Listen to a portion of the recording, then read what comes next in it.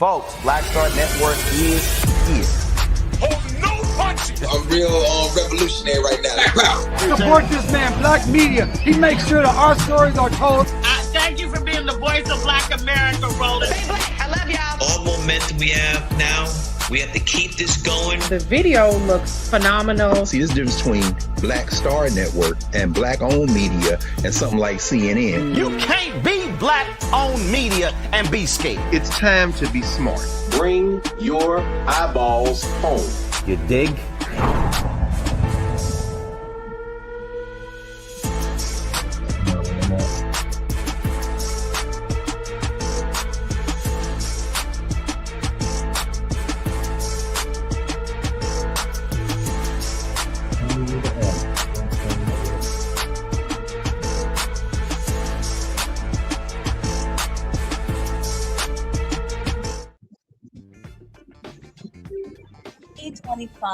Christmas Eve. I'm Brittany Nobles here for Roland, and here's what's coming up on Roland Martin Unfiltered, streaming live on the Black Star Network. A Black Amazon delivery driver in North Carolina is demanding that the white man who shot at her and her son face attempted murder charges. We'll talk to her about what happened before the bullets started flying. And the father who killed a Kentucky State University student will not be charged with murder after a grand jury accepted his claims of self-defense. Plus, in Georgia, a church has gone beyond spreading holiday cheer. It paid off over $1 million in medical debt for hundreds of families. The pastor will join us tonight to explain their motivations. And the Supreme Court has blocked the deployment of National Guard troops in Chicago, halting Trump's efforts to use federalized troops for immigration enforcement. And in our Roland Martin Book Club segment, Roland sits down with Dr. Joseph Jones, the author of Black, Not Historically Black, Towards the Pan-Black College and University, which examines leadership, miseducation, culture, sustainability, respect, and social justice within these institutions. You certainly do not want to miss that conversation. It's time to bring the funk on Roland Martin Unfiltered, streaming live on the Black Star Network. Let's go. He's got whatever the miss, he's on it. Whatever it is, he's got the scoop, the fact, the find. And when it breaks, he's right on time and it's rolling. Best believe he's knowing. Putting it down from sports to news to politics. With entertainment just for kicks, he's rolling. It's on roll, y'all. It's Roland Martin, Rolling with Roland now. He's funk, he's fresh, he's real, the best, you know he's Roland Martin now.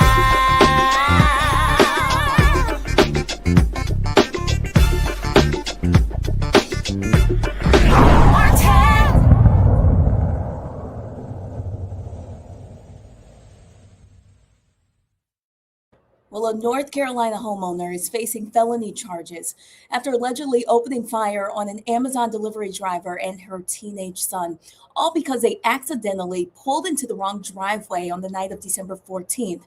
Thankfully, no one was physically hurt. 23-year-old Sidney Pittman is charged with firing into an occupied vehicle. He's currently out on a $200,000 bond and is due back in court on January 8th. The sheriff's office is also reviewing possible racist social media posts, which could lead to additional charges. That delivery driver, Tashika Trimble, and civil rights activist John Burnett, they join us now. Thank you so much for joining us on the show. Tramika, we'll start with you. Can you walk us through what happened? I can't hear.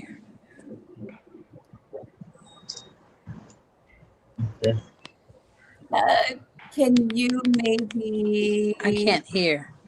Okay, John, can you hear John? John? Yes, I can. You can. Okay. Could you walk us through what's happened? Yes, I sure will.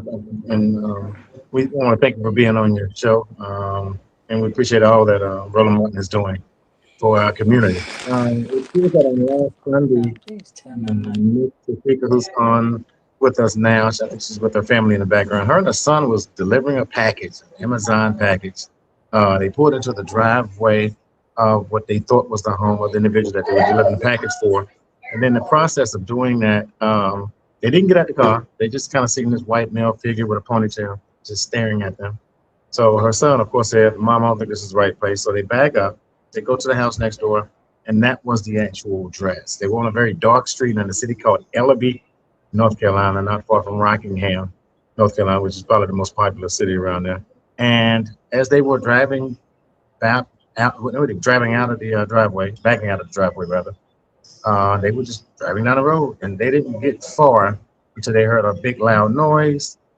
And apparently this individual had shot a shotgun in the back of the car. They heard a big boom and a bunch of sprinkles. I think that was the bullet shells that was hitting the car. Miss Tashika is licensed to carry, so she was able to, she's getting ready to get a weapon, and her son said, "Mom, just pull off." So as she's pulling off, they go, of course, call the police. Police come back, long story short, and they asked the young man, "Did he do it?" He said, "Yes." They asked him why, ma'am, and he literally said, "I don't know."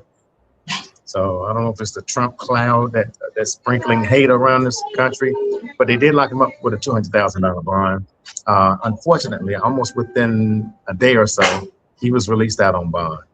And so our civil rights organization, True Healing Under God, we're actually went down, we staged a press conference, speaking out about our concerns. We talked to a detective, and we're trying to upgrade it to ethnic intimidation.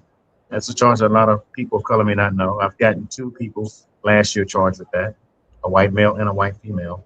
And the second charge we're pushing for is, of course, the hate crime. Why? Because he was in the road, and that's state governed, which is also, federally supported.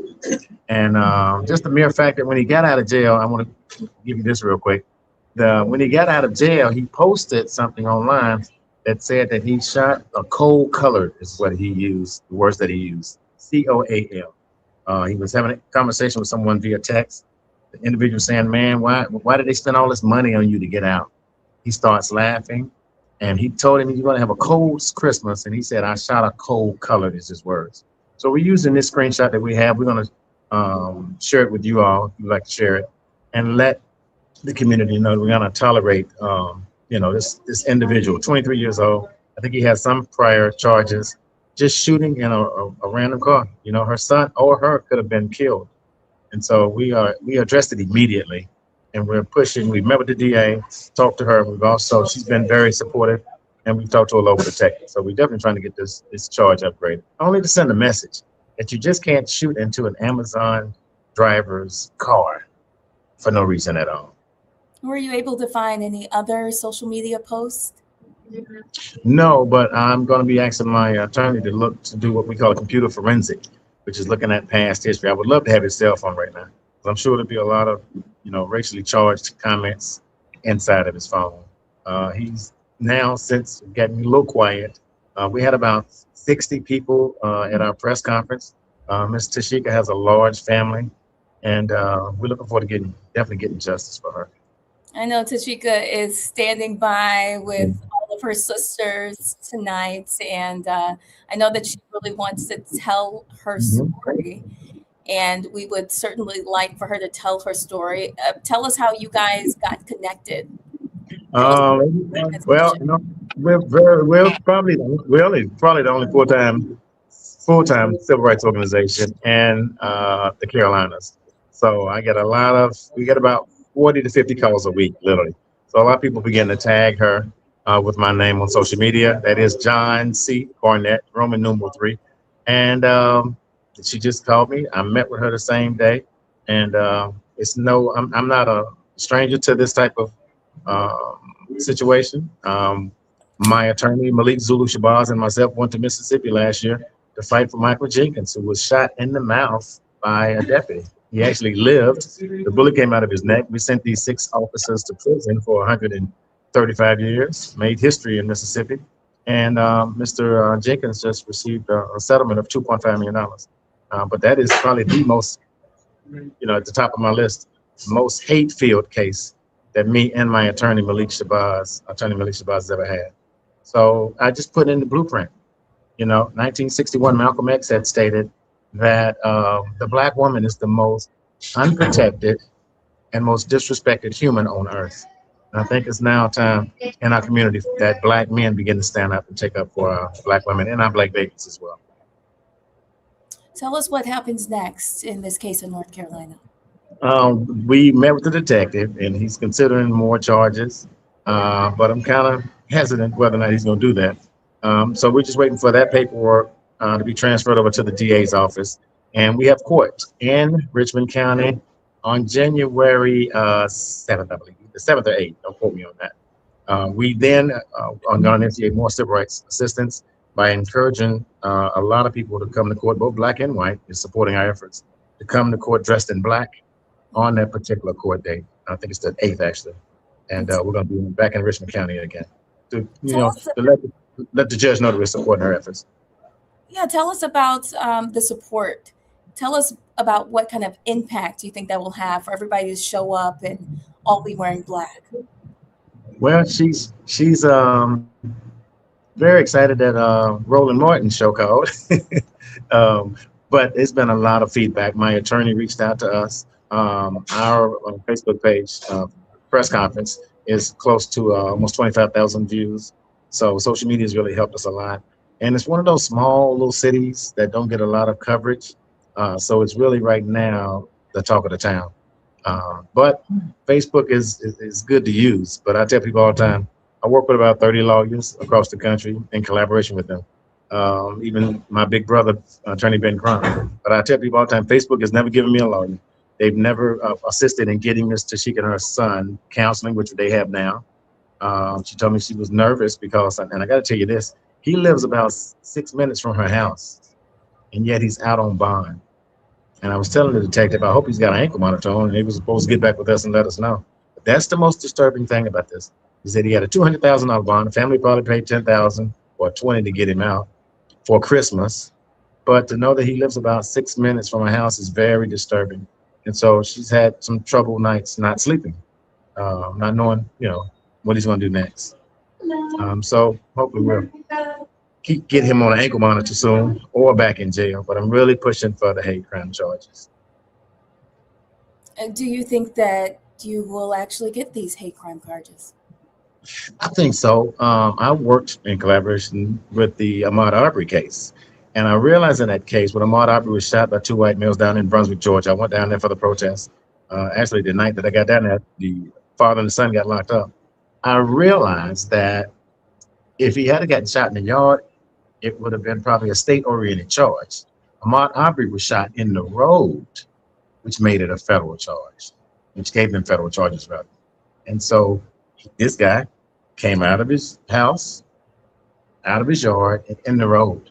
And now when we look at this racist post that he's made, I'm just encouraging the SBI to intertwine the two and go forth with a hate charge. And not only that, to send a message. I mean, at best, he didn't even get attempted murder. He got shooting in a vehicle. And there's another black male in Richmond County that, shot in somebody's house, and he's got attempted murder charges. So when you shoot somebody in a car, in particular a moving car, that's Class D, that's a Class D felon, which means he should have right now, let alone the hate crime, he should have 2 attempted murder charges for shooting in a vehicle. Very, very disturbing. And they let him slide a little bit, for him to be home for Christmas. My goal is to get him back in jail ASAP. Mr. Burnett, we understand that Ms. Trimble cannot hear me. Are you able to communicate with her? Can she hear you? Yes, I can. I think she's texted me just now. Ask her if she can hear you. Okay, there she is. Can you hear us? Mr. Chica, can you hear us? Yes, I can hear. Okay, good. Ask her Thanks. to tell us her story. How is she feeling right now? I'm a little overwhelmed. Really don't want to go anywhere. I don't know. It's just a lot going on in my head right now. I know that we try to walk through your story, but only you can tell your story. So I want you to tell me, what happened that night when your son and you were out delivering the packages.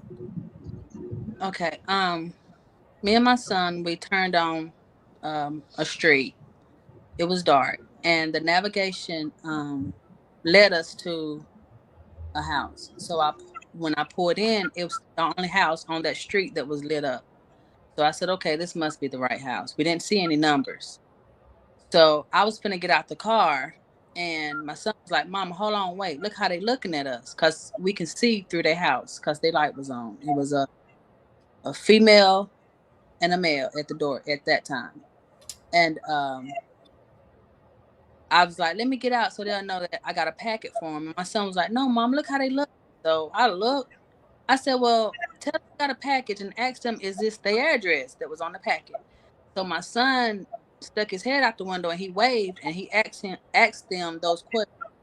They didn't reply. They didn't say anything. Only thing they was doing was like talking amongst each other and looking back. So I was like, well, let me get out and show them the packet. And my son was like, no, Mom, get out the people's yard. So I was like, well, okay. So I began to back out and I started the way that the navigation had me going at the beginning. But then it rerouted me to turn around and go back. So I said, well, I ain't going back to that house. If we don't find it, it's all right. So we kept going, and my son and I was like, oh, here go the number on this mailbox. So we pulled in. So I was like, dang, that was the wrong house. I wasn't thinking about them or thinking anything was going to happen. I was just doing my job. So my son was like, Mom, I'm going to get out. So he got out and he scanned the packet, did the whole process, putting the packet on the porch. We have to take a picture of it. He had a good 3 to 5 minutes, before he got back in the car. So as I began to back out, I had my lights on and I had my windows down so I can see, because of course it was dark. I pull in the road, and as soon as I put my car in drive, and as soon as I was in the middle of asking my son what address is next, we hear a shot. Then we hear little pricks hitting the car. I duck, I grab my gun and look left and right because, of course, I carry. Because I didn't know which way to look or who was shooting at that time. And my son was like, no, Mama, he's shooting, go. So I just took off and he called 911. And I told him, let them know I'm not stopping anywhere till I get to somewhere I feel safe. And that was a nearby convenience store. Why was it important for you to speak out about what happened to you? Because I feel like it's not fair. 2 lives was in that car, and he only has 2 charges. When I've seen people doing the same thing, or even worse, and they have several charges, including attempted murder charge. Nobody don't even have to be in the car or home if somebody shot in it, and they would still charge them with those crimes. And I feel like, yes, he do have those 2 charges that fit, but he should have a lot more than what he has. Because like I said, me and my son was in that car. I know your son right now is at work. That's why he's not beside you right now, but how's he doing? He's a smart kid. So he's kind of, unless you ask him something, then he'll come out with it. But he kind of keeps stuff bottled up. Yeah, and he's just trying to be strong. Like he trying not to show so much emotion. Most men don't like to show emotion in front of people. They kind of hide away and come out like everything's okay. But it's like he just want to keep moving to not think about it. Yeah. And as you guys began your investigation and started doing some digging, I understand there were some social media posts. How are you feeling about what you saw online in reference to what happened to you? It's just a lot. I'm just happy me and my son are okay, that we can tell everybody our story. Of course, we're going to have good and some negative about it, but we're here to tell it. And nobody can tell my story how I can tell my story because I was there. I'm just happy nobody hurt. Like, I can get a replaceable car, but our lives do matter. And he needs to be held accountable for what he done, because he has no reason why he did it. There's no reason why. And keep in mind, you got to realize when he was locked up, you're looking at the fact that within an hour after he got out of jail, that post was sent to Mr. Chico. That's, she found it an hour later after he was, out of jail, which lets you know there's no remorse in this individual. And that's why we're pushing very heavy for some extreme charges, in particular, the 2 attempted murder charges. As we begin to wrap up, is there anything that you'd like to say? Any last words? I just thank everybody for their support, their concern. They want to know my story. They help, whether it's a text, I'm sorry it happened to you. Do you need to talk?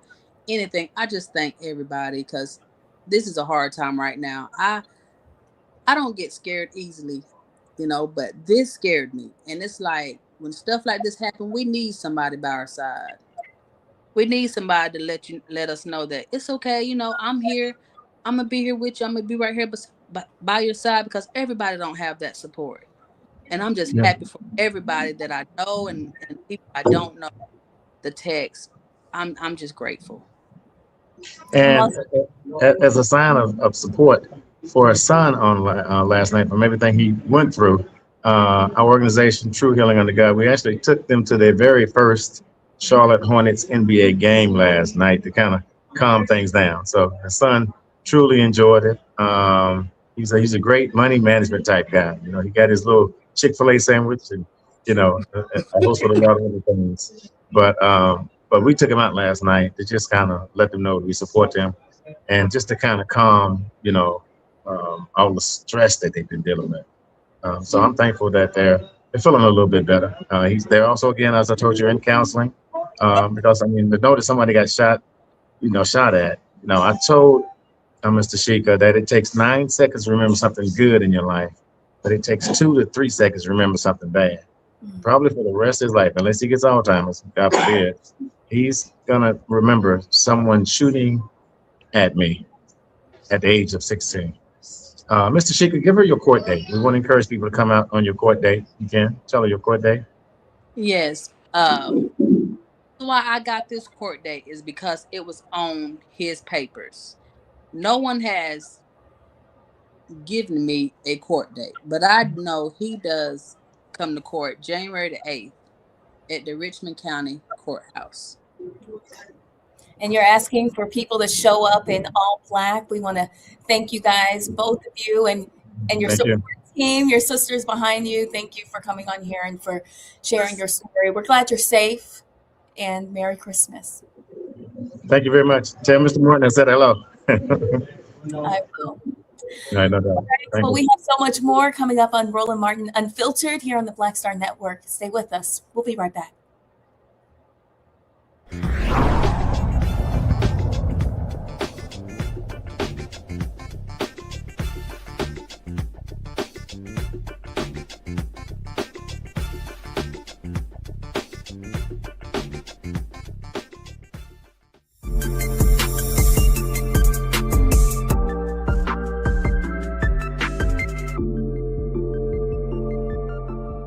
Are you ready for the holidays? This week on A Balanced Life with Dr. Jackie, we're talking about all things anxiety and the holidays, whether it's performance anxiety, presence versus presence, making certain that everybody in your space understands the boundaries and how to respect your home. This week, we're talking about those things that will allow you to have a peaceful holiday season. It really is not about perfection. It's really about the house feeling warm and cozy and peaceful. You don't have to like everybody, but what you can do is be cordial in those environments. That's all this week on A Balanced Life with Dr. Jackie here on Black Star Network.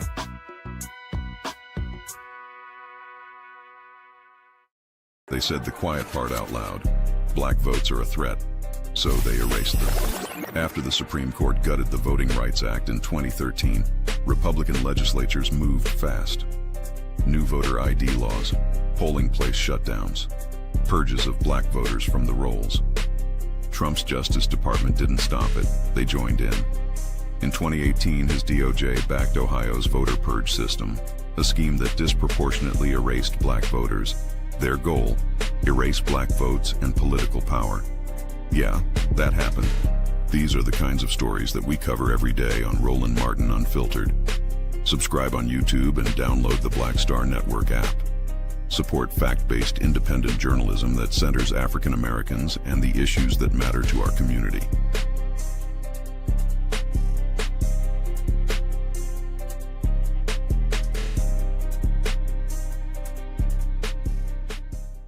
If in this country right now, you have people get up in the morning and the only thing they can think about is how many people they can hurt, and they got the power, that's the time for mourning.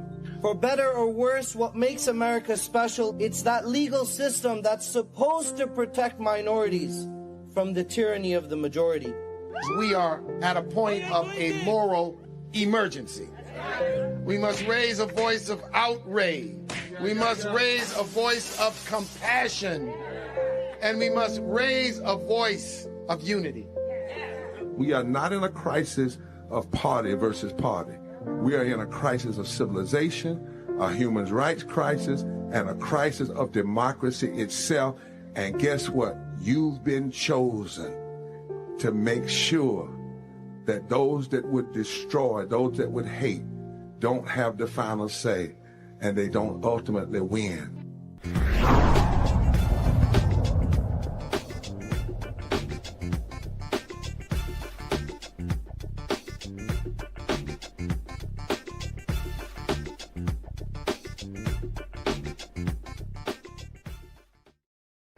Well, a grand jury in Kentucky has decided not to indict the man accused of a deadly shooting that occurred December 9th at Kentucky State University, a historically Black college in Frankfort.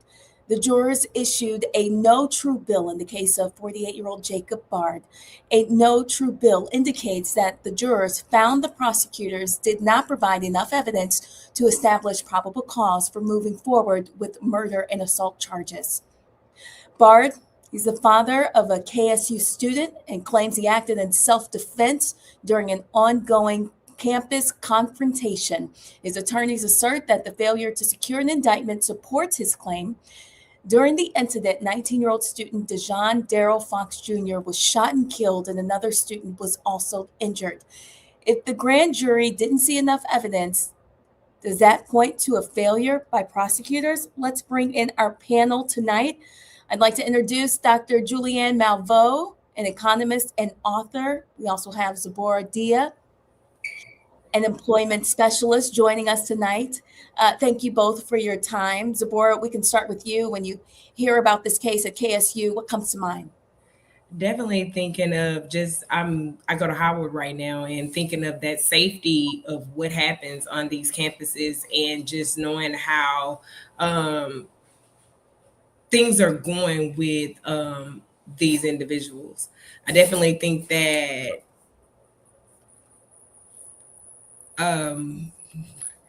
in thinking of HBCU students and how it's becoming even more dangerous, and these shootings are happening more frequently, or violence is happening, like the shooting that happened at Howard during homecoming.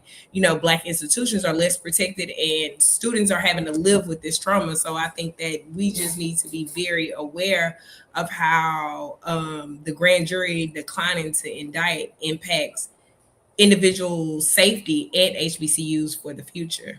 If this happened on a white campus, would there be charges? I think there may be some differences, and families are asking those questions. And Dr. Malveaux, I guess, what message does this send to students and parents of students at HBCUs?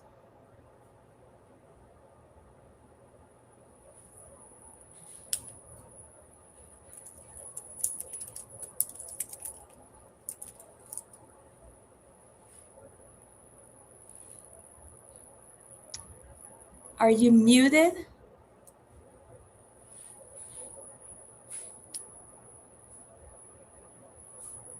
Unfortunately, we can't hear you. No, what we'll have you do is shut down and restart, and we will take a break, and we'll be right back, and we will hopefully have our full panel to be able to weigh in on all the topics that we have for you tonight on Roland Martin Unfiltered. Coming up next, an Atlanta Choice delivered a holiday miracle to families drowning in medical debt. The pastor of Spirit and Truth Church will be here to talk about why he wanted to spread $1.5 million in holiday cheer for Christmas. And your support is so critical to everything that we do. You can support us via Cash App using the Stripe code. There it is on the bottom left hand of your corner of your screen. You can also help us with credit cards. Use the same thing. PayPal's R Martin Unfiltered, Venmo's RM Unfiltered, Zelle at RolandSMartin.com, rolling at RolandMartinUnfiltered.com.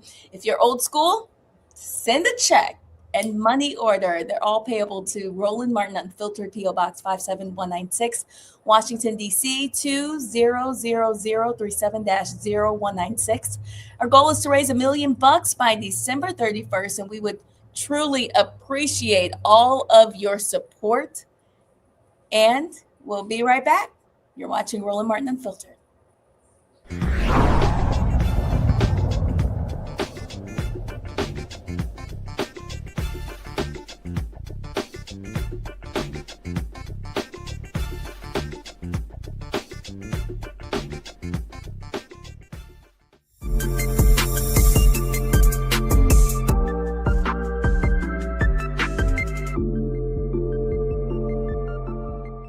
If in this country right now, you have people get up in the morning and the only thing they can think about is how many people they can hurt, and they got the power, that's the time for mourning. For better or worse, what makes America special, it's that legal system that's supposed to protect minorities from the tyranny of the majority. We are at a point of a moral emergency. We must raise a voice of outrage. We must raise a voice of compassion. And we must raise a voice of unity. We are not in a crisis of party versus party.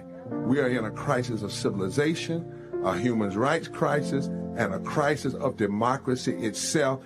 And guess what? You've been chosen to make sure that those that would destroy, those that would hate, don't have the final say, and they don't ultimately win. Hey y'all, welcome to The Other Side of Change, only on the Black Star Network and hosted by myself, Bria Baker, and my good sis, Jamira Burley. We are just two millennial women tackling everything at the intersection of politics, gender, and pop culture. And we don't just settle for commentary. This is about solution-driven dialogue to get us to the world as it could be and not just as it is. Watch us on the Black Star Network, so tune in to The Other Side of Change.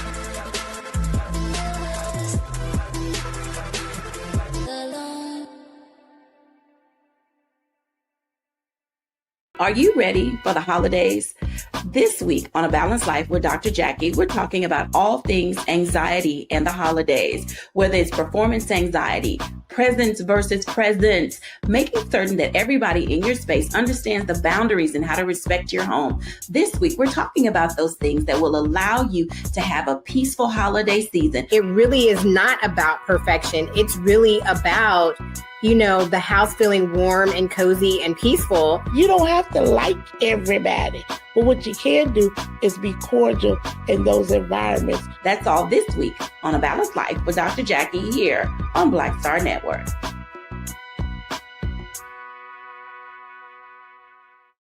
Melanie Campbell, National Coalition on Black Civic Participation and Black Women's Roundtable. And we are watching Roland Martin Unfiltered all day, every day, 24/7. Spread the word.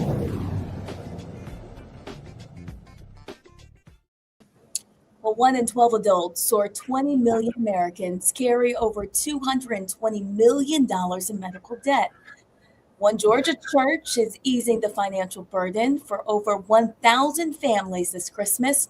Atlanta's Spirit and Truth Church just erased $1.5 million in debt for families across 4 counties. Pastor Mark Moore Jr. partnered with RIP Medical Debt for his holiday miracle. He joins us now to tell us more about how he was able to pull it off. Thank you for joining us. Hey, thank you for having me. Absolutely. Tell us about medical debt and why this was so important for you.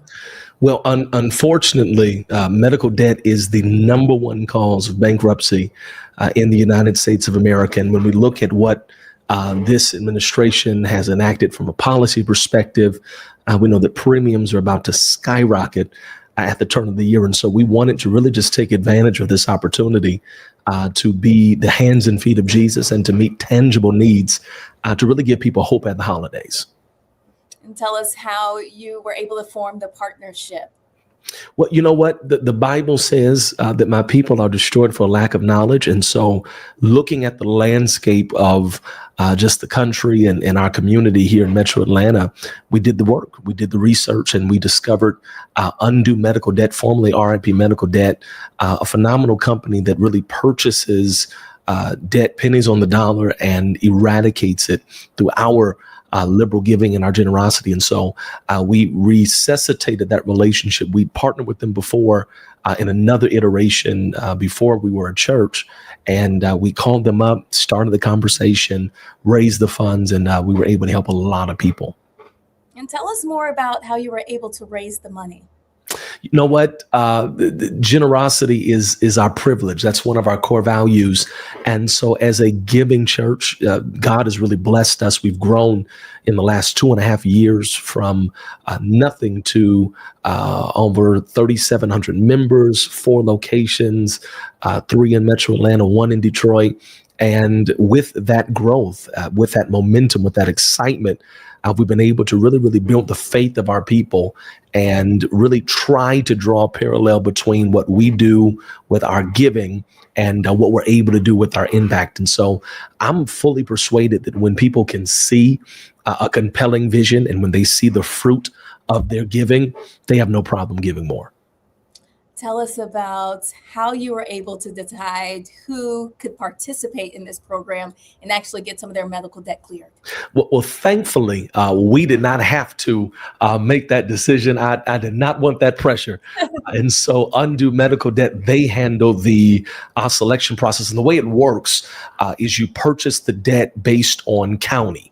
And so because of HIPAA laws and things of that nature, I have no idea who it was or what the bill was for, if it was an ambulance ride or ER visit. We have no idea. We just know that there is this many millions of dollars in Georgia, and this many hundreds of thousands in this county, and this many tens of thousands in this county. And so we're able to do just a sweeping purchase and forgive it. And really, honestly, I think that makes it even more just pure, for lack of a better word, because it's not as if we're helping out our friends, our family.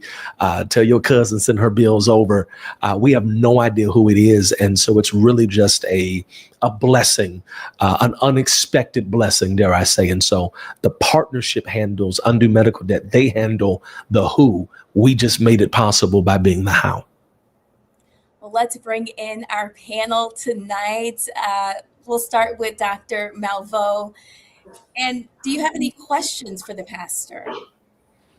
First of all, I want to commend him. As he said, significant numbers of adults have medical debt. It's preventing them from moving on to other aspects of their life. It's a ding on their credit, which means that they're trying to buy a house, whatever they're trying to do. It's really shackling them. So I want to really commend him for doing this and to just really thank you and your congregation for doing this. Now, my question around this is, you talked about how many families, et cetera. Are there particular hospitals that you've uncovered that perhaps are enforcing medical debt unfairly? In other words, hospitals have the ability also to write off medical debt, especially when people are indigent, with their compelling circumstances, but often they don't, and then interest piles up on that debt. Have you identified any real bad actors in this situation? Well, you know what, Doctor? Unfortunately, everything you said is true, unfortunately. But we have not been able to identify or uncover any bad actors, as you say. We have really just tried to take a macro lens at the city of Atlanta, the Metroplex. And regardless if it was this hospital or that hospital or clinics or whatnot, we really just tried to go and target just the need. And I'll let smarter minds than mine try to figure out how we can fix it in a more radical way. But we've just really been focused on trying to get that pressure off of people's neck with all that's going on in the world and in our communities and just upheaval. If it's one less thing that they can worry about, that's certainly been our mission and our plan. Zipporah, do you have any questions for the pastor? Yes. Thank you so much for the work that you're doing. Thank you. Since this partnership was so successful, do you have any plans for future partnerships or other ways that you plan on helping your congregation and the individuals in the Metro Atlanta area to, just do things that may relieve some of that burden that people are experiencing during these tough times? Without question, without hesitation, without delay. I think that unfortunately, with so much upheaval and unrest and uncertainty and fear, oftentimes the question is raised, where is the church? What is the church doing? And especially in particular, let's be honest, the Black church. And so I think that these are opportunities to answer that question in a positive and say, hey, the church is right here. We know, certainly we here on Roland Martin Unfiltered understand that the Black church has been pivotal and integral at every iteration of this nation's progress and path. And so we really just want to do our part, whether it's medical debt again next year or, other creative avenues. Our church, we're very, very proud. We're only 2.5 years old, but we've been able to give away full ride scholarship to HBCU. We've been able to give away cars to families that needed them. We've been able to feed over 100,000 people. And so every week our food pantry is open. So we're always looking for tangible ways to be the hands and the feet of Jesus. Sometimes churches are wanting to preach to people and we fail to forget or fail to realize that Jesus met physical needs first in so many cases before he met spiritual needs. And so we want to preach to people and we don't realize that they could hear our message better if their stomach wasn't growling. So we're doing our best to try to find creative ways and outlets and partnerships to meet physical needs. People don't care how much you know until they know how much you care. So many other churches could take notes from you. Pastor Mark Moore Jr. from Spirit and Truth in Atlanta. Thank you so much for joining us. Thank you so much. And we will have so much more coming up on Roland Martin Unfiltered. We'll be right back here on the Black Star Network.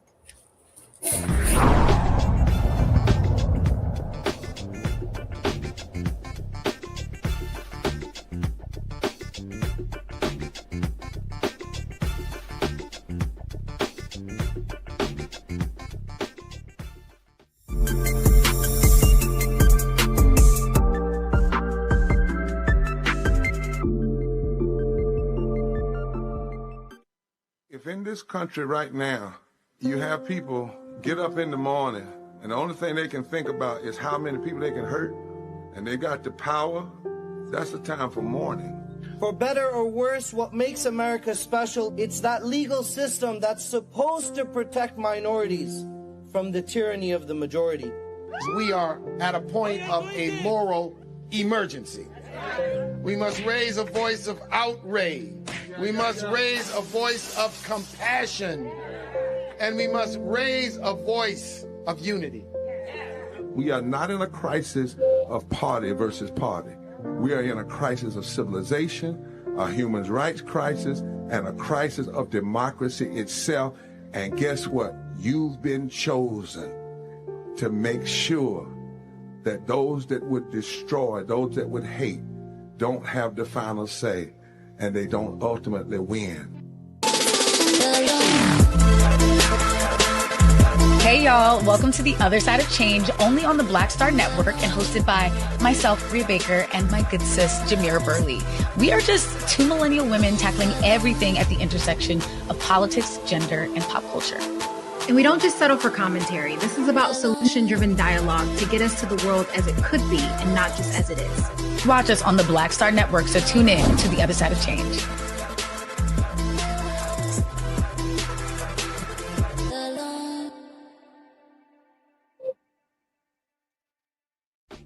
Hey, what's up, everybody? It's Godfrey, the funniest dude on the planet.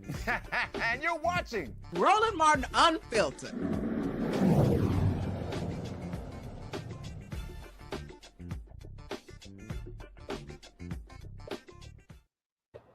Welcome back. The Supreme Court stop the Trump administration from deploying National Guard troops in Chicago. The decision leaves in place a lower court ruling blocking the deployment and could influence similar legal challenges in other Democratic-led cities. The Trump administration argues the National Guard is needed to protect federal personnel and property during immigration enforcement operations. Well, the issue is sparking a broader legal fight. 23 states, led by Republican attorney generals, support the administration's claim that the president has broad authority to deploy the Guard. 22 states, led by Democrats, are backing challenges to those deployments. Let's bring in our panel tonight. And Deborah, we'll start with you. What does the Supreme Court's refusal to intervene signal about presidential power? Well, I think that it gave some level of checks and balance, at least for right now, right? I think that not deploying individuals to Chicago really is a little bit of a win when you think of that the National Guard has been deployed to other cities and they're militarizing Black cities. I think it's really important that we know that military force isn't social service. It doesn't solve any of the problems. So if we're not thinking about how our youth and our disabled and our marginalized communities are being impacted by deploying the National Guard, I think that's a bigger problem, right? I think we have to really look at these things from a macro lens and understand that you're sending the National Guard to these Black cities. And if we can have any wins with the National Guard already being in DC and other places, I think that this is maybe not a big win, but at least the temporary block that you can see the Supreme Court is actually doing what they should be doing, and that's giving some level of checks and balances when they haven't been doing that since this administration took their position. Dr. Malveaux, what are your thoughts about the states being split almost entirely down the middle? This is interesting because we saw the right-wingers, the Trump appointees, go with the liberals on this. This shows a chink in the armor. It shows that even though he believes he can do whatever he wants to do, and he stated that time and time again, he has no regard for the law, no regard for the courts. Even this court has said, just a minute, buddy. And what we're seeing, DC, you can take DC off the table because he's in charge of the National Guard here in DC. But while I have the mic, I do want to shout out Pamela Smith, our outgoing chief of police, an amazing African-American woman who I won't say was railroaded out, but her position was made untenable because she simply wanted people to follow the law and follow the rules. So shout out to Pamela Smith, my soror, but more importantly, an amazing Black woman who led the DC police for more than 2 years and did it very well. Now in DC, like I said, in DC, it's a whole other story because he does run the National Guard in DC, but he doesn't run it in other states where he's tried to push. In Portland, Oregon, there's pushback. There's going to be pushback everywhere. What we're really doing here is creating a situation where the nation is divided among itself, where the cities are suing, the states are suing the feds. Meanwhile, what could we be doing? Let's look at the economic situation in this country right now. Let's look at the people. This is Christmas Eve. This is Christmas Eve. The Christ child was born in a manger. Guess what that means? He was unhoused. He was inadequately housed. We're people of our pastor. I'm so glad you had the brother on. Talk about the food banks. Our food banks are running out of food because so many people need food. We can go down the list, and instead we've got the intersigned warfare with one branch of government against the other because the leader of government refuses to follow the law. So I hope that while I decry the use of funds and energy and all that, I hope that other cities are emboldened by Governor Pritzker in Illinois and by Mayor Brandon in Chicago, emboldened to say, oh, no, not up in here. The verdicts are going to be mixed. We know that.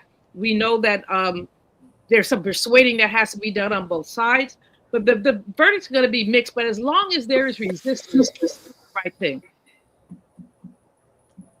Well, I want to thank you both for weighing in tonight and for sharing your thoughts on this Christmas Eve. It was an absolute pleasure. Dr. Julianne Malveaux and Zabora Dia, thank you so much. Well, thank you, sister. Have a happy holiday. You have a wonderful. Y'all have a wonderful Christmas. Merry Christmas. Yes, and Happy New Year to you too. When we come back, we'll show you Roland's interview with Dr. Joseph Jones, the author of Black, Not Historically Black, Towards the Pan-Black College and University, an exploration of the historical and contemporary challenges faced by historically Black colleges and universities. So stay with us. You do not want to miss that conversation. Plus, we need your support to continue doing what it is that we do. And you can support us via Cash App using the Stripe code. It's on the bottom left-hand corner of your screen right now. You can also help us with credit cards. Use the same thing. PayPal's R Martin Unfiltered, Venmo's RM Unfiltered, Zelle at RolandSMartin.com, Rolling at RolandMartinUnfiltered.com. If you're old school, that's all right. You can send your checks and money orders payable to Roland Martin Unfiltered, P.O. Box 57196, Washington, D.C. 20037-0196. Our goal is to raise $1 million by December 31st. And we really, really, really need your support to make that happen.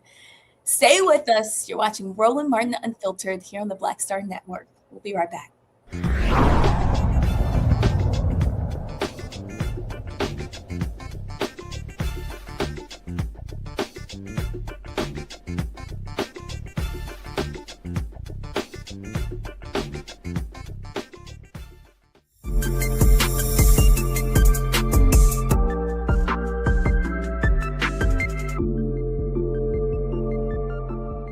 Are you ready for the holidays?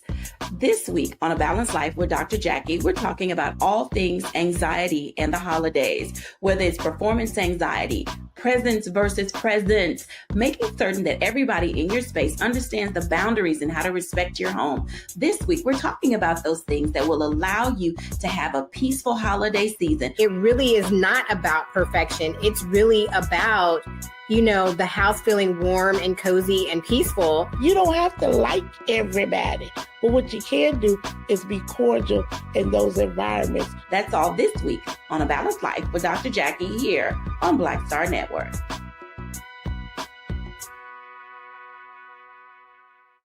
They said the quiet part out loud. Black votes are a threat, so they erased them. After the Supreme Court gutted the Voting Rights Act in 2013, Republican legislatures moved fast. New voter ID laws, polling place shutdowns, purges of black voters from the rolls. Trump's Justice Department didn't stop it, they joined in. In 2018, his DOJ backed Ohio's voter purge system, a scheme that disproportionately erased black voters. Their goal, erase black votes and political power. Yeah, that happened. These are the kinds of stories that we cover every day on Roland Martin Unfiltered. Subscribe on YouTube and download the Black Star Network app. Support fact-based independent journalism that centers African Americans and the issues that matter to our community.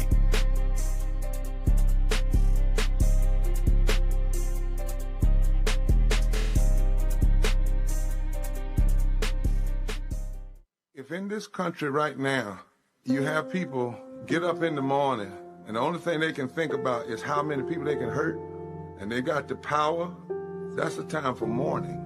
For better or worse, what makes America special, it's that legal system that's supposed to protect minorities from the tyranny of the majority. We are at a point of a moral emergency. We must raise a voice of outrage.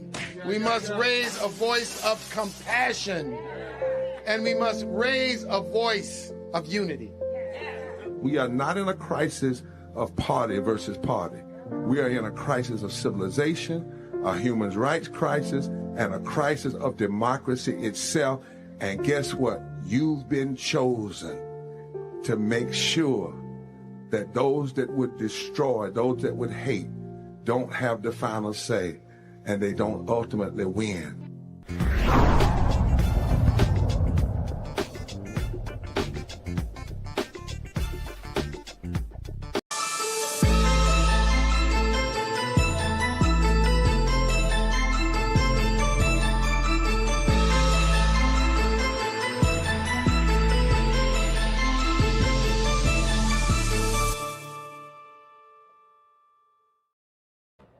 Clark Atlanta University political scientist and executive director of the W.E.B. Du Bois Southern Center for Studies in Public Policy, Dr. Joseph Jones believes historically Black colleges should strive to be what he calls pan-Black institutions. Dr. Jones sat down with Roland to discuss his book, Black, Not Historically Black, Towards the Pan-Black College and University, to explain what that means and how HBCUs could do just that. So Joseph, I was talking to my frat brother at Talladega, Dr. Walker Kimbrough, and he was telling me about your book, Black, Not Historically Black, Towards the Pan-Black College and University. And one of the things that he was talking about that you write about are some of the struggles when it comes to leadership, board of trustees and presidents. And I've talked to over the years a lot of presidents. I've covered a lot of folks getting fired, getting replaced, and it seems to be this is the constant tension that's always creating problems. Is that your assessment?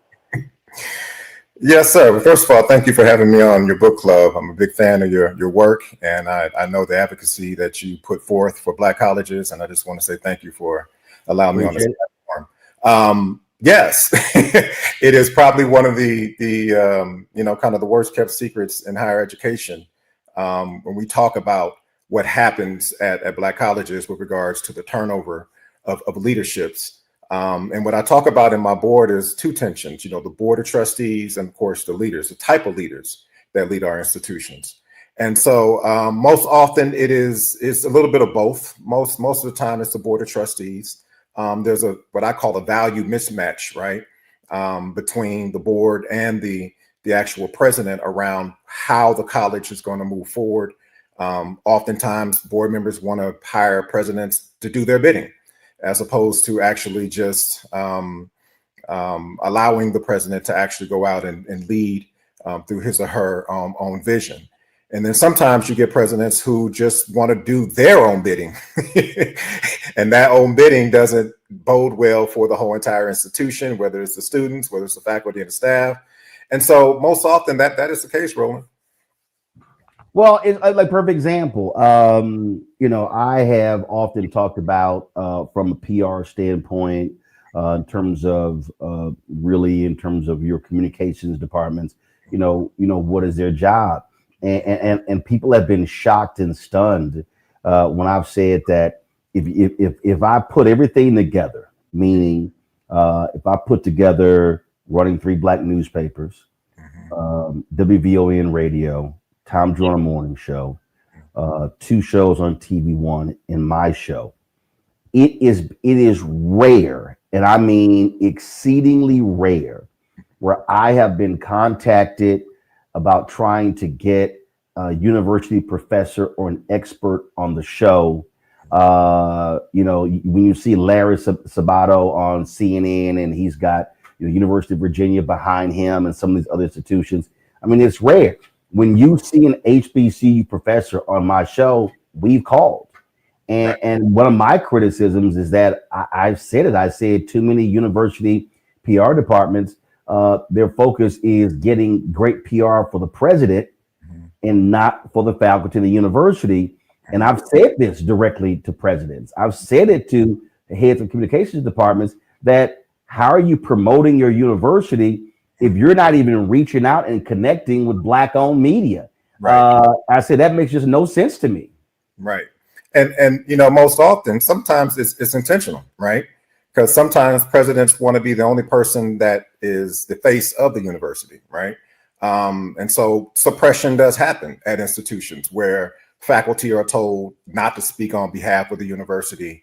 And so that dynamic also exists. But I think you're absolutely right. We're talking about an academic reputation. You're talking about, the intellectual pedigree of an institution that falls primarily on the faculty, right? And what the faculty are doing, what expertise they can offer to the world, to the community, and also, most importantly, to the students. If you're not showcasing that talent on your university, on your college, then you're doing a disservice, because there's a lot that we can offer. Well, and I just think that well, a lot of people don't understand that, and this is also, I think, part of the issue. You'll get folks who say, "Oh, well, you went to a PWI, so you can't be criticizing HBCUs." It's not criticizing; it's called bolstering institutions. Right. But I also tell people, I said, "But you don't mind a PWI check?" I'm like, "You don't mind folk who went to PWIs writing checks?" And to me, it's a silly conversation because what I'm about is how do we strengthen Black institutions? So that means HBCUs, that means Black banks, that means Black-owned media, that means anything that are Black institutions. And so if you do not have a proper critical analysis of what is going on, then you're not going to be able to fix the problem. And in many ways, we've kind of gotten away from that kind of public assessment or public criticism. And that's why, I framed the whole entire book in Du Bois's work, right? Because if you follow Du Bois's career, you look at his writings all throughout the turn of the 20th century, all the way into the mid of the 20th century, he was constantly and consistently providing feedback, criticism, and direction for Black colleges, right? And some of the critiques were scathing critiques. The time when he went back to his alma mater and gave a very, forceful speech, and the president ended up resigning, and because of what he was saying. And so, but one of the things I've been saying as I've been talking about this book is that we have to understand that there are two parts to the Black prophetic tradition, right? There's the external part where we talk about systems of oppression, we talk about white racism and patriarchy and all the things that kind of fall down on our community. But there's also an internal prophetic Black tradition where we bring ourselves and our people to the table of accountability. And so that's what I'm trying to do with this book, is for us to have an open conversation around the internal contradictions that exist in our institution.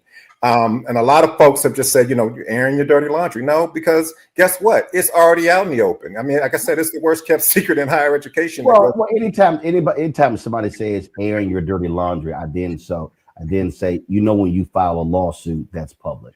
Right. It's no different than when somebody says, if you're talking about hazing publicly. Well, when members get arrested and now charged, indicted, and convicted, that's now public. So this notion of airing dirty laundry to me is stupid. I still go back to, how do you strengthen an institution? Right. And I've sat down and had very deep discussions with boards of trustees, chairman of the boards, and other members about these things. And it's about how do you write these things. And then also, I was going back and forth with this loudmouth fool who was, you can't say anything because you don't criticize your alma mater, Texas A&M. I'm like, that's a damn lie. I said, I damn sure will. I said, but when you're facing a situation where our institutions do not have the endowments of PWIs, when we don't have the same, even as state schools, the same level of funding, things along those lines, that means we have to be even better caretakers of what we have. And I think that it's a problem when you see issues and they keep coming up. Like I've been dealing with St. Augustine's, and I'm like, I'm sorry, you can't keep telling me over and over and over again financial issues, things along those lines that have been going on for more than a decade.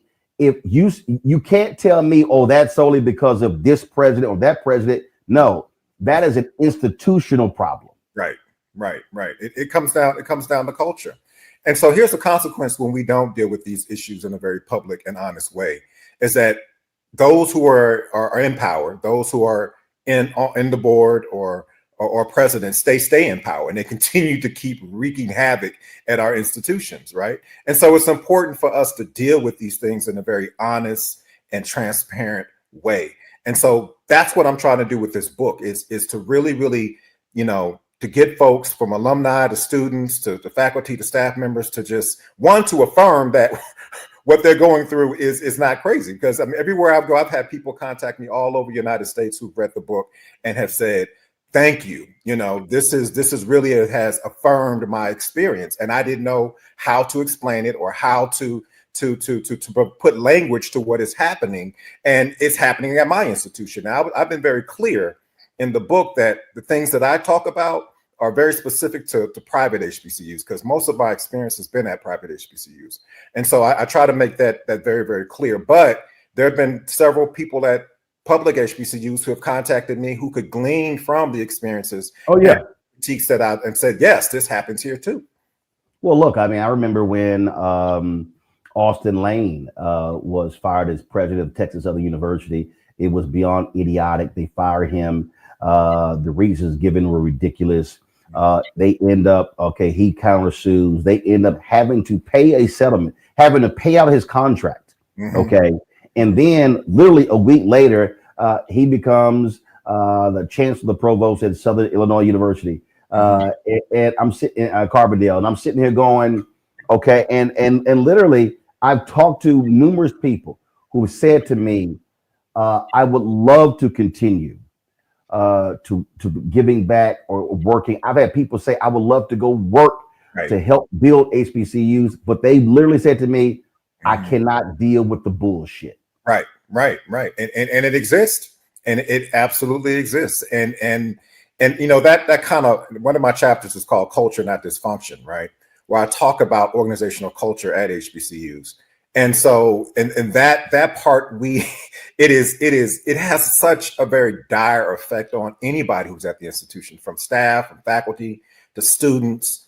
And it's debilitating. It is frustrating, because some of the most simplest things that you think we ought to be able to do with excellence, we can't. We simply can't, because systems are broke, policies are not rendered or followed. There are no systems of accountability. And so, as I said before, those people who are causing the havoc are not exposed, and they end up staying there and running off all the people who are high performing. This is what I've said in my critiques of boards. And this is not specific just to HBCUs. I've said this about Black churches. I've said this about many of our Black organizations. And that is, there are people who are on many of these boards who have no business being on the boards. They've never had any P&L responsibility in their jobs. They've never sat at the table of power. So now all of a sudden they're in a position of power, and they really have no idea what the hell they are doing. And if they have sat at the table of power, let's say they own a company or they work in a place, they've been dealing with small amounts of money. Reverend Dr. Floyd Flake once told me, he said, Roland, he said, when we were doing $2 to $3 to $5 million deals, I would take my deacons with me to meetings with the banks. He said, when we started doing $40, $50 million deals, he said, I ain't bring the deacons. He said, I had somebody on my side who spoke the same language as the folk on the other side, because I needed somebody on my side to explain what they were talking about. But also, I need the people on the other side to know I got somebody on my side who knows what the hell they're talking about. Yeah. And that to me is so critically important. And unfortunately, there are people, you look at their resume, you like, how in the hell are you sitting on a board of trustees? Yeah, and you know, you're right. It happens at Black colleges, it's happened at Black churches, but specifically when you start talking about colleges, universities, it's very profound, right? You know, one of the things I tried over the past 6 to 9 months, I've been trying to write companion pieces to each one of the chapters in the book. And so I wrote a piece about maybe 6 or 9 months ago in Diverse Issues of Higher Education. And the piece was called A Case for Board Academic Acumen, right? And what I was basically arguing is that, you know, you have a lot of board of trustee members who come to institutions of higher education and know nothing about higher education, right? They know nothing about academics. They know nothing about student affairs. They only understand how the money comes in to a university. They don't understand the audits for financial aid. They don't understand the audits, you know, the big audits. And so how is it that they're there that can provide the direction and the governance for an institution where they don't even have the basic understanding of how the institution of higher education works? It would be like me being on a board of, I don't know, Ford Motor Company, right? Like, I'm a professor of political science. Like, there's not much I could actually add to the conversation because I don't have an expertise knowledge into automobiles. But so many of our institutions have, most of them are pastors, businessmen. But here's the deal, though. You don't necessarily have to. Who don't have the credentials to go. Right. And see, but using your example, there are individuals who serve on corporate boards, and their expertise may not be in automobiles, right? But their expertise is in how do you run large institutions, right? Finances, things along those lines, and so that's the piece there. So there are a lot of people who, again, who are like perfect example.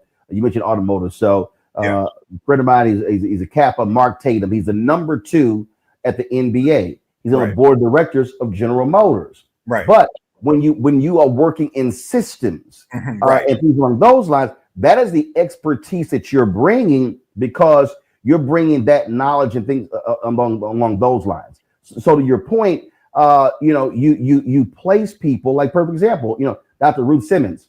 Who ran Ivy League institutions, then was a president and privy in them. She has sat on corporate boards, but she's bringing a level of expertise that can be beneficial to that organization. That's what the whole point is. What expertise are you bringing? What critical analysis are you bringing to the institution? I dare, and this is not me trying to get on anybody's board, but I dare say, because of the positions that I've been in, because of the ability to ask questions, because of take the National Association of Black Journalists, I've been a 3-time board member, now running for a 4th time.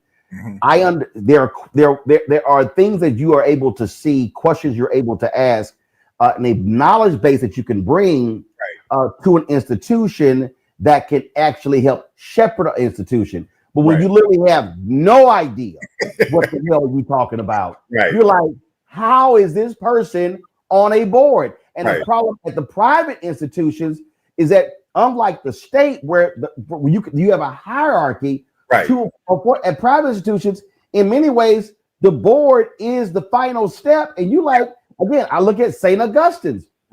Like, how do you get the same thing down in Bethune-Cookman and others? How in the hell do you get rid of folks who don't know what they're doing when the board is deciding amongst themselves? Yeah, absolutely. I mean, and you're absolutely right. And one of the things that I talk about in my chapter, Leadership, Not Misleadership, is talk about, private HBCUs embracing, like I said, systems of accountability. Like, every board member ought to be evaluated every year, not internally, externally. Like, there ought to be a commitment to making sure that board members don't stay on the board for 10 or 15 years, like a lot of private HBCUs, where people just stay on and never leave. But they're assessed every year to make certain that they're actually doing the job to support the president and to support the institution, and not just stir a mess. I was talking to one chair of board of trustee, and I asked him, I said, do you have a minimum amount of money that your board members must raise? And the board chair told me there used to not be one, and she made one, and I was like, oh, I'm sorry, that's too low. I said at a bare minimum, I said every board member should be required to contribute or bring in $10,000 to $20,000. Yeah. And she was like, woo. I said no. Yeah. I said I'm sorry. I said within the framework of an institution, if you are an individual who sits on the board of trustees, that's nothing. That's not a lot of money. And I think this is also part of the problem. Again, I go back to when you're not used to sitting at the table of power. I'll use an example again. When I was on the board of the National Association of Black Journalists, we were in the board meeting. It was during a break, and there was this big hoopla. Now I'm reading something. Now I can overhear the conversation. So one of the board members came to me and said, "Roland, you okay?" I'm like, "What do you mean? You hear good news?" I was like, "Now I heard it, but I really wasn't paying attention." This organization, this company, gave us $10,000. I went, oh, okay, right. And they were like, yeah, what's wrong? I said, I don't mean no disrespect. Right. I said, but I'm not gonna get excited. I said, I appreciate them becoming a sponsor. I said, I'm not about to lose my mind over $10,000. Right. I said, now, if you told me somebody gave us $100,000, $250,000, $1 million, right? And you're gonna get a response out of me. But then I did this here. Then I looked around the room. I think at the time we had 18 board members. Maybe it was 15. It was 15 or 18. I looked around the room and I said, other than me, maybe 2 other people on that board had ever negotiated a 6-figure salary. Right. $100,000. Right. And I went, there you go. Now, to the people who are watching and listening, that's not being arrogant. That's not being elitist. That's not being cocky. But the point is, when you are in a position of power, I'm sorry, 10,000 is not going to move you. Right. And that's and so it's state of mind. So when so if an individual looks at, and again, I'm appreciative of any donation, of any support, but a person in that position has to understand, I'm not about to jump up and down and holler and scream over 10 grand. And again, that goes to the type of person that you want on your board and the expectation of what you want them to bring in and how you want them pushing the president to also the kind of dollars that person should be bringing in. Yeah. And it also speaks to a broken system of institutional advancement as well, right? Because, if you have a really, really good institutional advancement office that is cultivating, right, that is actually practicing good stewardship, coupled with the CFO who is running good audits. Because here's the thing, and then I know you know this, Roland, like when big corporations or big foundations or people with any kind of means, before they give money to any institution, they're going to do their due diligence. They're going to look at your audits. They're going to look at your 990s. They're going to look at your financials, and they're going to say, what can this institution handle, right? Yes. What is the capacity? What is the capacity of the institution? Can this institution handle $10 million? Right, exactly. $5 million, $1 million, or you know what? All y'all can really handle is 5 or 10. 5 or 10, exactly. So we end up getting the 5 or 10. But the flip side is, again, right here, a lot of our people, that's all we also ask for. Exactly. Absolutely. And so, because that same company may be giving you $5,000 or $10,000, but they're giving another institution $150,000, $200,000, and they're happy to give you that 10 because it's nothing to them, right? But it comes down to the kind of mindset, and it comes down to, like I said, the systems that are broken. And kind of going back to your first question around leadership, right, and the leadership turnover. But what happens most often with leadership turnover is that every office has a leadership turnover. So when the president leaves, that means the vice president of academic affairs most likely leaves, the person over institutional advancement leaves. So you can't have a place that has a consistent way of doing things, because people come in and they reimagine, or they turn it into whatever they want to do. And so, and also corporations and entities, they look at stability as well. Yes, and I want to actually I want to go there. Actually, put a pin in that one, because you were talking about early in the book when you mentioned churches. Yeah, and this is a huge problem that I have, and I understand that a lot of it's because of a lot of churches created a lot of HBCUs. Yeah. I fundamentally believe, and I'm about to make some people mad, but I don't give a damn because I'm used to it. I have a huge problem where HBCUs, and let me expand this, also Black organizations, treat the president like he's the senior pastor. Yes. I'm sorry. The president's wife ain't the first lady. Yes. Now, it doesn't mean that the president's wife or the president's husband, because you have female presidents, can't serve in a capacity. But again, when you treat the president like he's the senior pastor, right. What people don't understand is the senior pastor in lots of churches is the be all to end all. Right. Right, exactly. Has final authority. Yeah. The president of a university actually does not. Mm-mm. There is shared accountability and shared decision making. I just think that mindset also plays a part in this, that you are elevating this person above and beyond everyone else, and everyone's role is to serve the senior pastor. And to take that analogy even further, treating presidents like they're CEOs, right? And so colleges and universities are not businesses, right? Where they're not. And so to your point, and I think it's a very salient point, a lot of people don't fully understand how different universities and colleges are, and the shared governance model that goes into it, where the faculty have a role, right? Where the alumni have a voice, right? Where students should have a voice in how the institution should be doing certain things. Like, there are so many constituencies that are involved in an institution of higher education. But if you bring somebody on with a senior pastor mind, or dare I say a CEO mind, where it's like, I'm a CEO and whatever I say goes, then you're going to have these kind of breakdowns and this misalignment and all the foolishness that goes on. You mentioned stability, and that people really don't get. They really don't get that.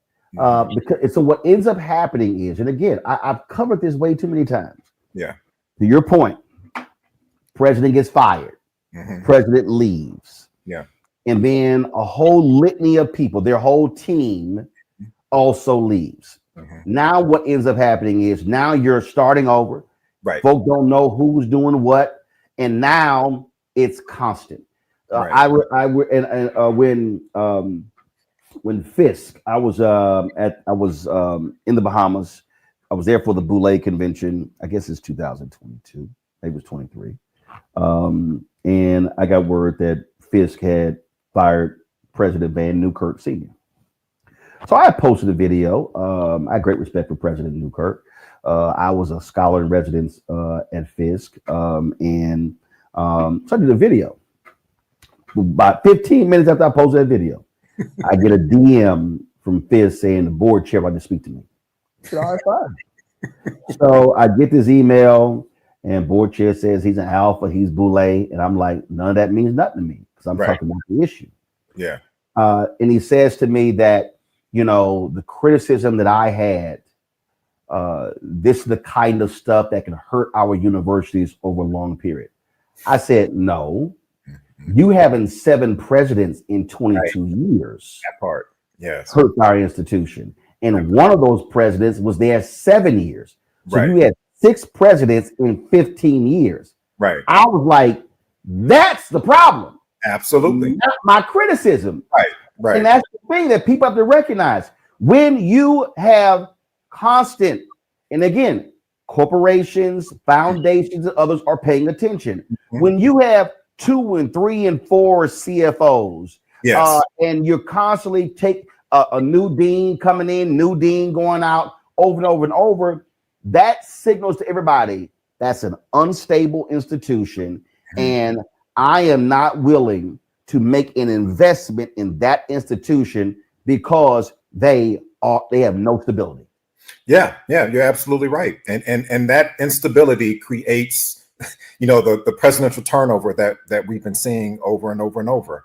Why we can't get right retention rates, why we can't get right graduation rates, why we can't get right, you know, fundraising goals. And a lot of people just don't understand, like, stability is the key to continuity and success for any institution of higher education. But I'll just add something else into this conversation, and I'm not sure if you're going to go there or not, but I talk about this in my book, and that's how we treat each other at Black colleges, right? Because part of, you know, the past 10 see, he don't understand. Literally, that was just highlighted.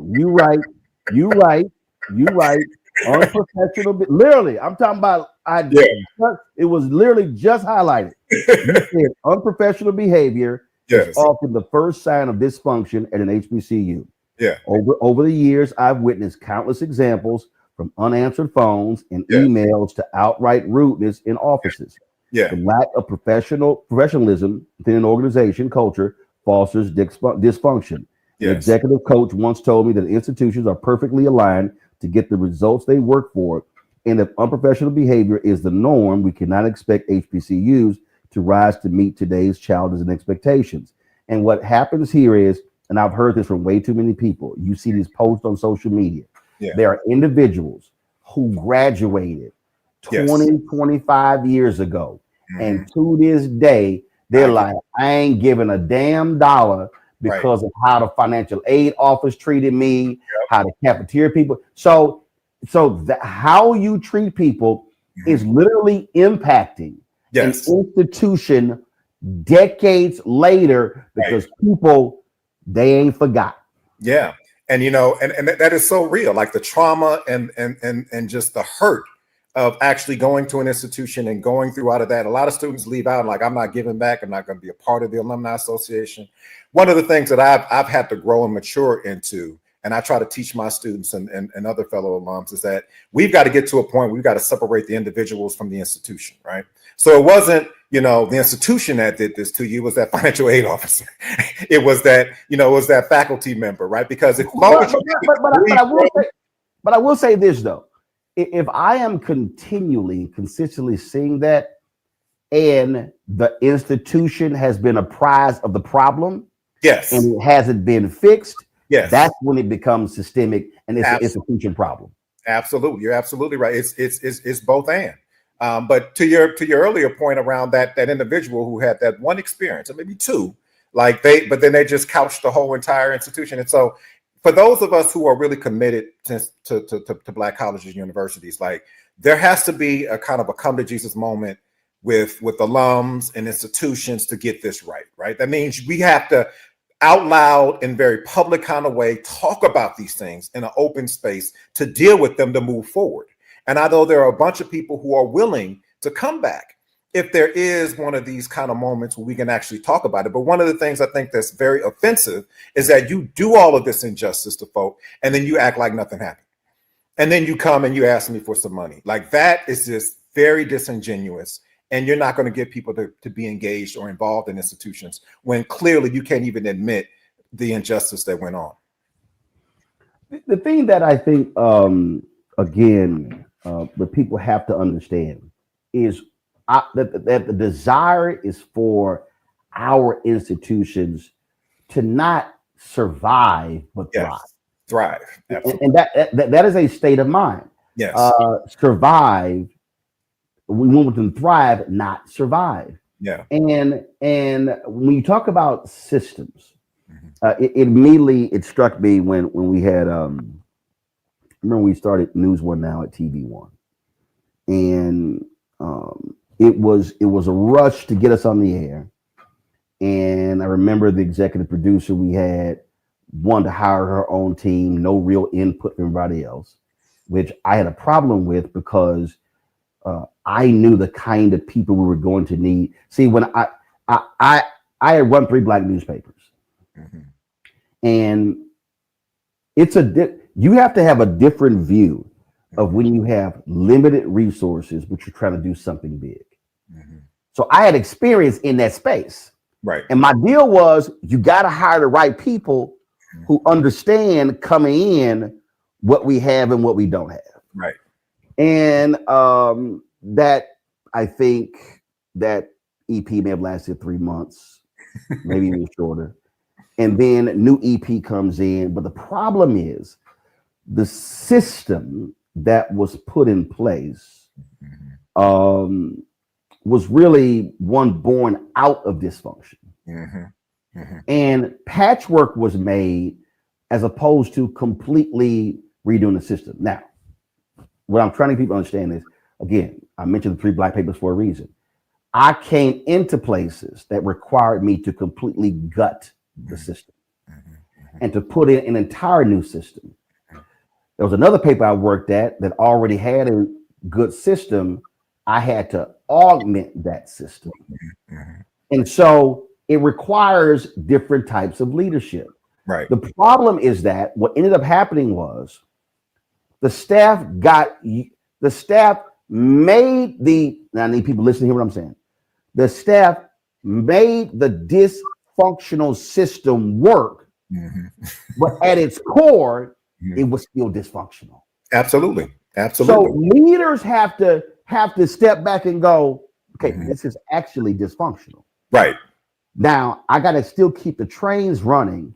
So now, how do I overhaul a system piecemeal, as opposed to coming in and completely overturning it, and now I'm actually dealing with chaos. Right.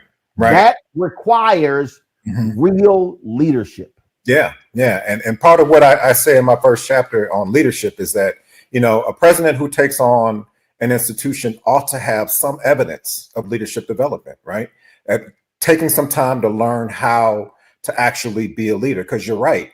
That is such a very important function of just leading any institution of any kind of. And have you done it before?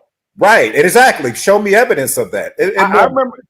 And what prioritize it? Like, we see all these institutions. I mean, we see all these strategic plans. Like, the number one thing for your strategic plan should be organizational culture, and systems of accountability and policy. Like, if you don't prioritize it and work on it every day, you can't expect the system to change, right? Regardless of how good your plan is. I remember when I ran the Chicago Defender, and again, I tell people all the time, running 3 Black newspapers, and this is my 13th Black-owned media institution. Is very similar to HBCUs. Oh yeah, it's very similar. And I remember when I took over the Chicago Defender, and I came in, and at first I was a consultant, and we're in a meeting, and the person who was the managing editor was really perturbed, and I'm sitting here going, and was really just like not with this whole deal. It was asking questions, and I was trying to be very judicious, trying to be very nice about it. And then finally, well, if this happens, who's in charge? Who makes the final call? And finally, I was like, me. I mean, I was trying to be respectful of the position. And so then the person literally went on a 2-week vacation when I started. And when she got back, wasn't no job there. Because I had to accept. The paper had lost money for 20 straight years. Right. They were over budget. Right. It was called, the nickname of the paper was called the Chicago Offender.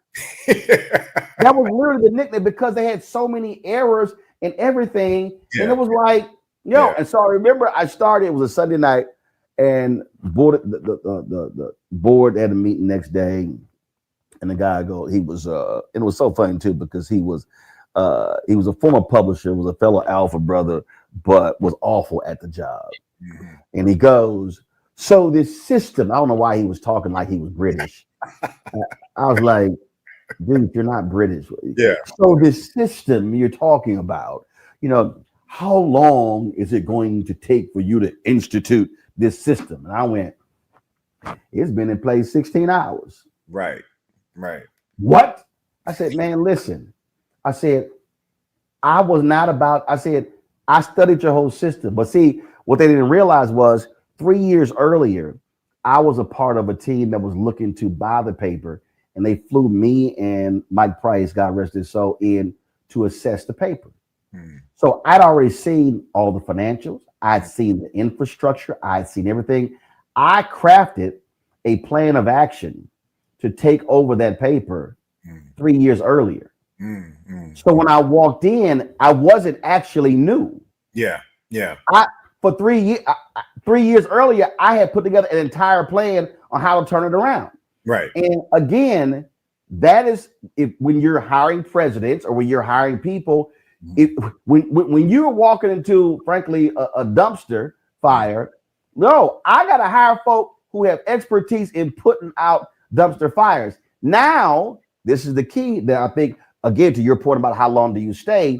Now, once you have turned a corner, you now have to go from I brought in people to put fires out. Right. Now I have to bring in people who can build. Right. And then there's another corner that you turn, because once I put a fire out and I rebuilt it, now I got to hire people who can maintain it. That's not necessarily the same people that put the fire out or rebuilt it.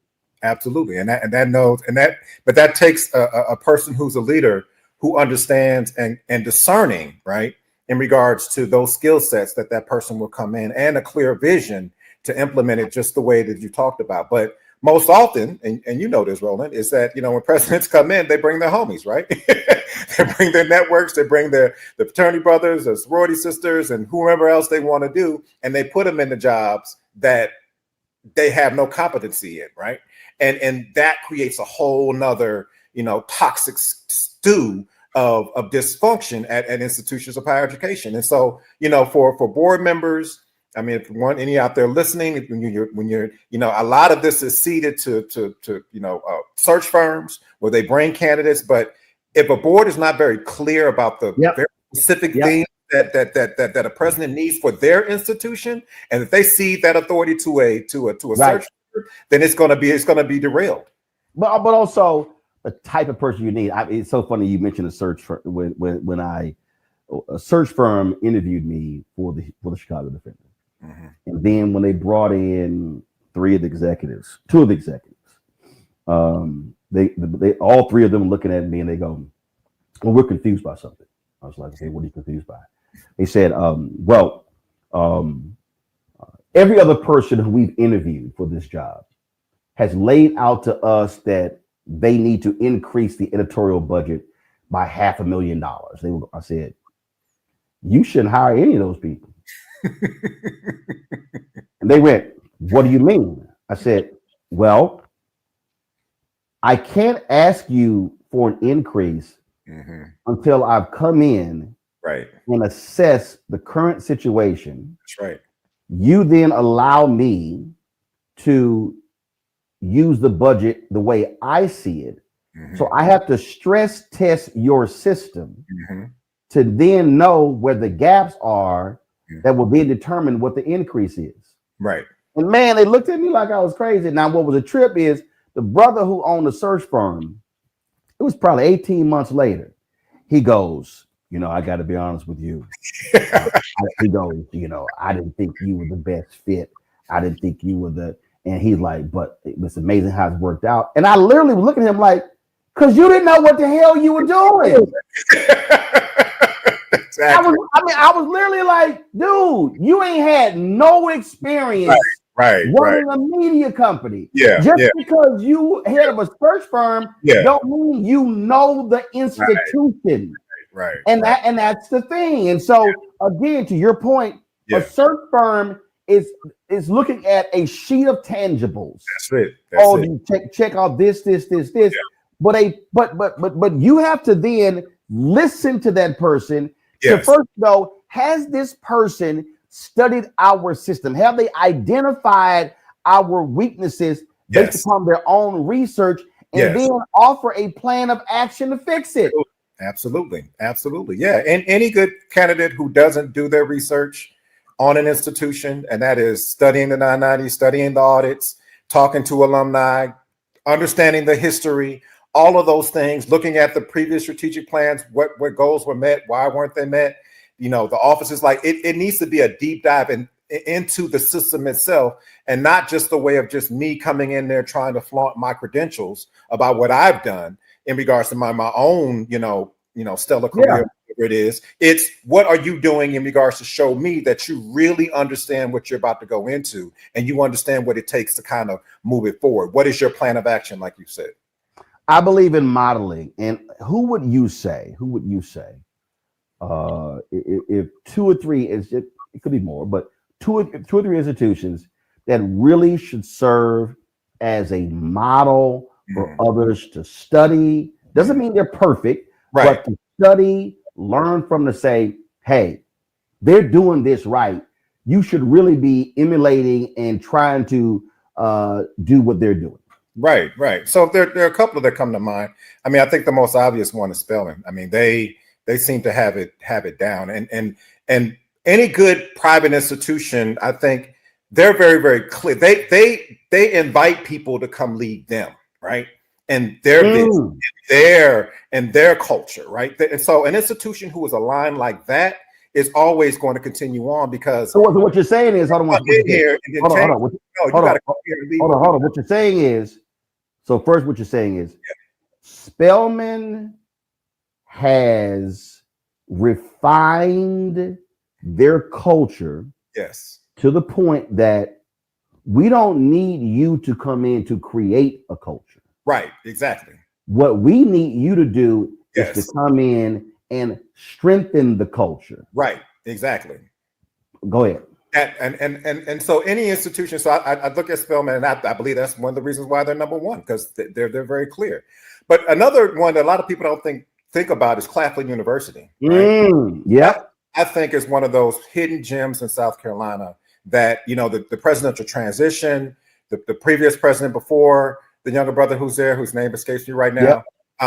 But they've been punching way above their weight class, and they keep rising up in the ranks, which tells me that there's something right going there. You know what I'm saying? There's no. Well, one of the things that's going right there is they have the highest alumni giving of an institution, which means that what the administration is doing, again, culture. That alumni says we believe in what you're doing, and what it also means is that they ain't gonna play around if you start screwing up. Absolutely. And then also, I mean, just to be selfish and to be parent, I got to say Clark Atlanta University. I believe what President George T. French is doing in regards to revitalizing our focus on our graduate education, pushing us forward to move from, and I think this is a conversation we're having now, from just like Howard did, from R2 to an R1, the focus on data science, the increase of graduate education, and then really buying into our identity. You know, Atlanta University was the first graduate, you know, HBCU, a Black college in the nation. And we have an intellectual pedigree that rivals none among our Black colleges. And so really tapping into that and saying that this is our foundation, this is our history, here's what we need to do forward. Doesn't mean that we're perfect, but it means that we're moving towards trying to get to that level of a Spelman. So. Well, also, I think what's critically important, if you look at Spelman's board. Absolutely. Again, that is also important. You don't have, frankly, BS folk sitting on that board, and you got folk on that board who bring in money. Yes. And by evidence by that one family that donated a massive amount of money. Yes. I mean, but that's a part of this whole deal, having the right people who are on your board of trustees. And a lot of people thought that took probably decades of cultivation, right? Like that just didn't happen in just, you know, a couple of years, whatever. Like that family was on Spelman's board for years, and they seen the continuity. They seen the strong leadership. And so it was probably not even a hard decision to actually vest into an institution when you've been there to be able to do it. But I also have to uplift who I believe who set off the whole entire, I think, evolution of Spelman, and that is Janetta Cole. What she was able to do back in the 80s with Spelman, with the Cosbys and all the other folk, like that, I think is when, you know, Spelman began to start to separate from others. And that was just very, very good leadership, right? Yep, absolutely. Last question. I ask this question of every author. That is, doing the research, doing the writing, what was your wow moment? Was there something that you came across where you were like, yo, that's crazy? Yeah, you know, so I guess it would probably be the last chapter, right? Pan-Africanism, not ADOS. And you know, I think one of the things that, and because I shopped the book out to a bunch of people to be able to read, to get feedback on, and what I found to be, I think, my aha moment, and something that we really don't deal with in a very serious way at Black colleges, is this tension that we have with our diaspora brothers and sisters on the campus, right? From the Caribbean, from the continent, and how that bleeds into this kind of competition that we see that actually happens and plays out at PWIs. I've had plenty of colleagues who work at PWIs and talk about how, you know, their institutions would rather give, you know, scholarships to brothers and sisters from the continent or Nigeria than from brothers and sisters from North Carolina or, you know, or Alabama. But and really thinking through that, how do we forge partnerships with our brothers and sisters in the diaspora, and really thinking through that, you know, it became clear to me in writing that chapter and researching that chapter that we've really got to deal with this, because what's going to happen at mid-century and by 2050 is that Africa is going to be probably the most prominent and most significant continent on this country. Well, first of all, 10% of the Black population in the United States, right? I'm sorry. The fastest growing group among the Black population in America right now are Black immigrants. Absolutely. And then when you look at, and also this ain't nothing new of African leaders who went to HBCUs, Kwame Nkrumah. It's nothing different. I mean, look, Texas Southern University, significant number of Nigerians go to their pharmacy school. Yes. And so this is crazy. Yes. But nobody really fully talks about that tension, right? It's just there. And one of the things I'm trying to push out is that we have got to be more intentional at Black colleges around making certain that we have these conversations, that we forge these relationships, that we forge these partnerships with our diaspora brothers and sisters so that we can thrive in by 2050, right? And you're right, we do have a history. I mean, the boys at Atlanta University, the Pan-African Congresses, I mean, you look all throughout the Black Power movement, the Civil Rights movement, Kwame Ture. I mean, all of these individuals came either from the Caribbean, and they came to Howard, they came to Clark Atlanta University, they came to all these places. But right now, I don't see a serious conversation around how do we build alliances. And if we don't do that right now in a very intentional way, then I fear what is happening is that this kind of anti-immigrationness that we're seeing from the administration is going to bleed into our communities and create wedges if it hasn't already done so. Indeed. Folks, the book is Black, Not Historically Black, Towards the Pan Black College and University, Joseph L. Jones. Joseph, I appreciate it. Thanks a lot. No, it's been a pleasure, my brother. I really appreciate you.